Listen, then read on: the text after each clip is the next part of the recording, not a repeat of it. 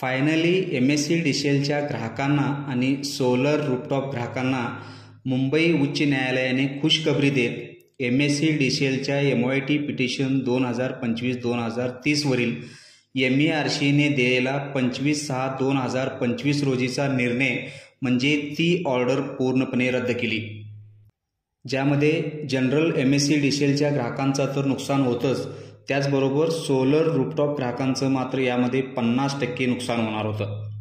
MSEDCLच्या MOIT petition 2025-2030 वरती MERCने दिलेल्या ऑर्डरला फायनली मुंबई उच्च न्यायालयाने डिसमिस म्हणजे पूर्ण MOIT पिटिशनवरच्या MERCचा ऑर्डरच रद्द करत पुनर्विचार करून परत सुनावण्या घ्यायला सांगितले. MERCची ही ऑर्डर रद्द करत न्यायालयाने रिवाइज पिटिशन म्हणजे पुन्हा हिअरिंग घ्यायला सांगितले आहे.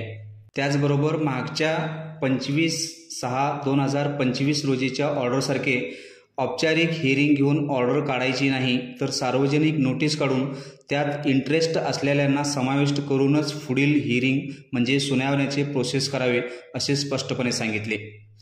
ही MERC आणि MSEDCLच्या विरोधात दिलेल्या सोलर EPC संस्था, कंपन्या, संघटना आणि सामाजिक संस्थांचा विजय आहे. आता सर्वसामान्यांनीही यात भाग घ्यावा आणि रिवाइज पिटिशनमधून आणखीन चांगले रिझल्ट येण्यास भाग पाडावेत. त्यामुळे ग्राहकानेही यात सहभाग घेतले तर तुमचे हक्क अबाधित राहतील, नाहीतर गुपचूपच अशा प्रकारचे प्रोसेस होऊन ग्राहकांचे हक्क मारले जातील. यात ग्राहकांना कसा सहभाग घेता येईल तेही आम्ही सांगू, त्यासाठी कनेक्टेड रहा. बाकी यातले येणारे कन्क्लुजन्स आम्ही तुमच्यापर्यंत पोचवू. तोपर्यंत धन्यवाद.